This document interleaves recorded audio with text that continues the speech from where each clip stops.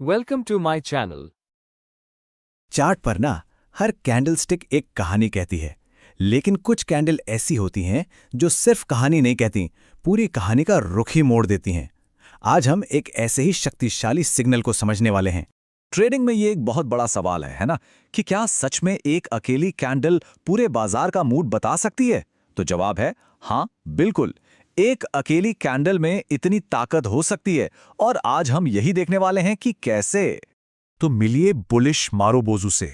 देखिए, ये सिर्फ एक कैंडल नहीं है, बल्कि आप समझिए ट्रेंड बदलने का एक बहुत ही पावरफुल सिग्नल है। ये हमें चीख चीख कर बताता है कि खरीदारों ने बाजार पर पूरी तरह से कब्जा कर लिया है। तो ठीक है, इस पैटर्न का इस्तेमाल करने से पहले ये समझना सबसे जरूरी है कि आखिर इसे चार्ट पर पहचाने कैसे, क्योंकि इसकी जो बनावट है ना, वही इसकी सबसे बड़ी ताकत है। अच्छा, इसकी पहचान बहुत ही आसान है।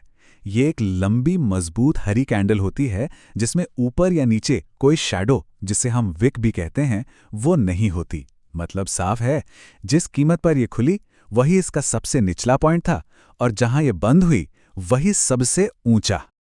और देखिए, यही तो इसकी असली ताकत है। सोचिए, जब ओपन प्राइस ही लो प्राइस हो, इसका मतलब क्या हुआ? मतलब बाजार खुलते ही खरीदार ऐसे हावी हुए कि कीमत 1 इंच भी नीचे नहीं गई। और जब क्लोज प्राइस ही हाई प्राइस हो, तो इसका सीधा मतलब है कि बेचने वालों को कीमत नीचे खींचने का कोई मौका ही नहीं मिला। हाँ, एक बात है, वैसे तो परफेक्ट मारुबोजू में कोई विक नहीं होती, लेकिन बाजार में आपको इसके कुछ रूप भी देखने को मिल सकते हैं, जैसे ओपनिंग या क्लोजिंग मारुबोजू, जिनमें एक तरफ बहुत ही छोटी सी विक हो सकती है। तो सबसे जरूरी नियम क्या है? नियम ये है कि कैंडल की बॉडी एकदम बड़ी होनी चाहिए, मतलब लगभग 95% या उससे भी ज्यादा। चलिए, अब थोड़ा और गहराई में चलते हैं और समझते हैं कि ये कैंडल आखिर बनती क्यों है। ये सिर्फ एक शेप नहीं है, ये बाजार में खरीदारों और बेचने वालों के बीच जो जंग चल रही है ना, उसकी कहानी है। और ये जंग एक तरफा है।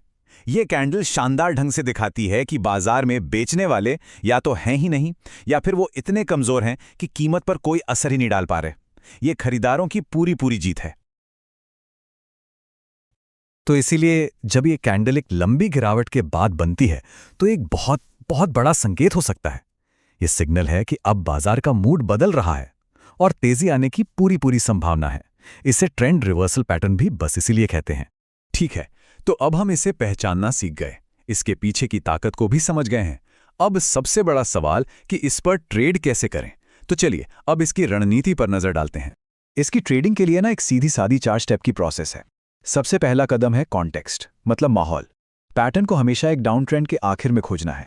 दूसरा एंट्री, जब अगली कैंडल मारुबोजू के हाई को पार कर जाए तब ट्रेड में घुसना है। तीसरा सेफ्टी, मतलब सुरक्षा। स्टॉप लॉस को मारुबोजू के लो के ठीक नीचे लगाइए।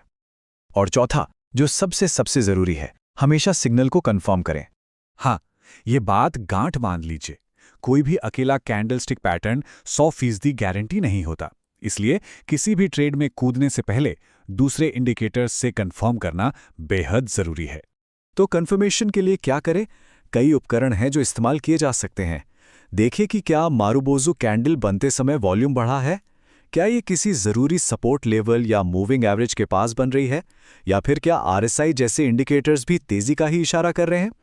ये सब मिलकर सिग्नल को और भी ज्यादा मजबूत बना देते हैं। और जानते हैं, जब इन एक्स्ट्रा टूल्स का सही से इस्तेमाल किया जाता है तो इस पैटर्न की सटीकता 70% या उससे भी ज्यादा तक बढ़ सकती है। मतलब ये सिर्फ तुक्का लगाना नहीं है, ये एक सोची समझी रणनीति बन जाती है। चलिए, अब तक जो भी हमने सीखा है उसको एक साथ समेटते हैं।